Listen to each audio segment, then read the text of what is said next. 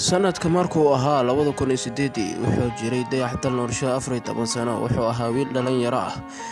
ku dhashay magaalada Muqdisho gaar ahaan degmada Yaaqshiid kadib markuu kisto oo bilooyin ku darsad wuxuu isku dayay inuu heesaha fanka Suudaan dhageysto 2009 markuu ahaa wuxuu jiray 15 sano jir ah wuxuuna jeclaa fanaanka ugu caansan Xasan Aadan Samatar siisay u badnaa inuu dhageysado ma uusan iska dhaafi jirin oo taageero buuxda ayuu ahaa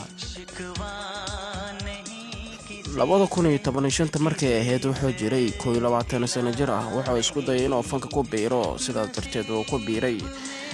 wuxuuna garab ka helay shacabka dadweynaha ee ku nool magaalada Muqdisho sidaas darteed wuxuu noqday fanaan kastoo iska daayar ma uusan ahayn qafcaan ah wuxuu sidaas darteed wuxuu isku dayay inuu qof weyn oo caan noqdo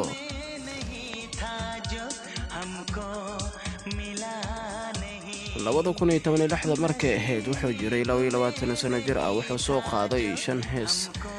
midaasna shacabka Soomaaliya taageero buuxda u noqdeen dhiirgelinta xagga shacabka Soomaaliya ku halay sidaas darteed asagana wuxuu isku dayay inuu is dhiirgeliyo 2017 markay ahayd wuxuu jiray 23 sano jir ah wuxuu aaday Baydhabo shacabka Baydhabana waxay isku dayeen in ay soo dhaweeyaan sidaas darteed asagana hees ayuu meeshaas ku qaaday fanaanka caanka ee loo yaqaan dayax-dal nolosha shacabkana markaas taageero buuxda u noqday wuxuuna galay kaalinta koowaad ee Soomaaliya marka sidaas darteed ahayd asagana wuxuu isku dayay in uu naag arooso marka naag oo aroosay bilooyin kadibna wuxuu isku dayay inuu heesaha sii qaado marka heesaha uu sii qaaday kadib naagtiisa ayuu macnaha garab buuxda sii helay heesa badan ay isla qaadeen kadibna dalxiis ay aadeen wadanka UK kadibna markay UK aadeen isaga naagtiisa waxay isku dayeen inay meesha heesa ka soo qaadaan way ka soo qaadeen kadibna naagtiisa ayaa caruur u dhashay masna ilmo u dhashay sidaas darteed asagana uu ku faraxsanaa in anagu loo dhalo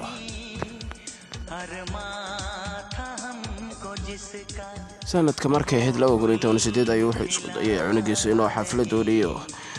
wuxuuna ahaa markaas sanadka 2018 ee bisha hadda la soo dhaafay sanadkeeda wuxuuna isku yeeray shacabka bahda Soomaaliya ee magaalada Muqdisho ee ku noolyihiin sidaas darteed ay ku taageereen fanaanka caanka ee dayax-dal nolosha 2019 sanadkan lagu jiro ayuu wuxuu soo wadaa hees cusub wuxuuna isku dayayaa Soomaalida inuu zaid u dhiirgeliyo wuxuu isku dayayaa inuu kaalinta koowaad oo galo wuxuu la tartami doonaa fanaankan ee Soomaalida ay jecel yihiin Qadar Kenyo ayuu la tartami doonaa bye bye idin leeyahay gordowna Qadar Kenyo taariikhdiis waa inoo balana fadlan haddaad channelkan ku cusub tahay subscribe waa inaad saartaa gambalakana waa inaad taabataa